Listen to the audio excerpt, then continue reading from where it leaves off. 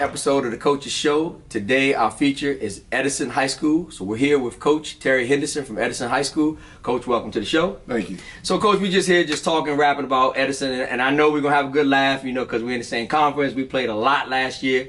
Right. But just want to know how things ended up for you guys last year. I thought we had a very successful season. It was actually one of the best seasons we've had in over 45 to 47 years in the history of Edison, making it to the state Final Four. Yes, so that was impressive and totally unexpected. Yes. Yeah. Then you guys also played in the conference championship. You also, no, not the conference championship, I'm sorry about that, in the regional championship. And then again, you went on to the state tournament. You know, I'm familiar with Edison as well. As you guys know, we played each other 5 times last year. So when I called out a play, he knew it. He called out a play, I knew it. So, and his players have been really good friends with ours, and we respect. Marquise Washington. Yeah. I am very blessed that he has graduated from Edison. Don't have to see Marquise anymore. But you also had some other good players. Just talk real quick about Marquise and a couple other key losses that you guys had last year. Well, it's going to be hard to replace Marquise and what he did for the program over the last 3 years that he was a varsity player.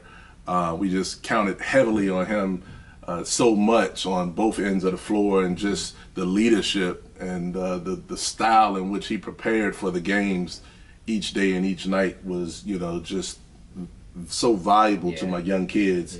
And hopefully this year, you know, they gravitated and learned some things from him and how to move forward and how to be a successful varsity basketball player, I should say. But you know, we're just going to look to try to do some things. Again, it's going to be hard to replace them, but I think I have some good young talent coming in this year, and we're just going to have to do some things different, maybe hold some teams to, you know, less points, you know, and kind of help make up for the production that, you know, we lost from Marquise. Yeah.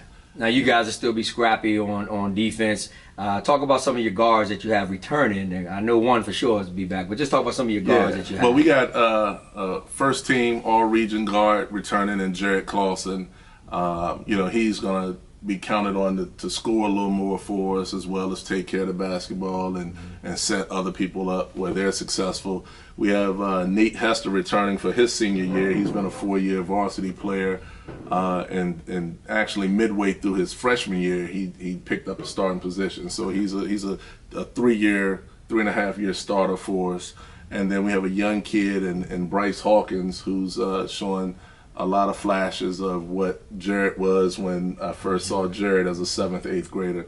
So I think we could be better defensively, because now we have more guys that can guard the ball from baseline to baseline than we did last year. So, you know, press a little more, switch the presses up. So, and then just, you know, I do a little bit of homework. I think you are a few games away from being the all-time leading. You did your homework. Yeah, I did a little homework. How far are you away? I don't know off the top of 7. 7. Okay. I don't know off the top of my head, but something like 7. That's good. That's good. But no, I'm about 7 games away, and I think I'm going into my 9th year. Okay. Or the 8th, 9th season. So it's been impressive, man. Absolutely. You know, of course, I haven't, you know, surpassed the great Tony Bentley. Oh, I got a couple more years over you. I got a couple years. But you know, it's been fun, man. And I'd like to think, you know, I would have done it sooner if it wasn't so many great coaches in our conference. I agree. And then especially if a Wakefield wasn't in our conference. You know, those are more wins that we could have had. But no, seriously, man, it just shows that I enjoy being where I am. I enjoy the kids. I enjoy the community and the culture that we have over at Edison, and it's fun, you know.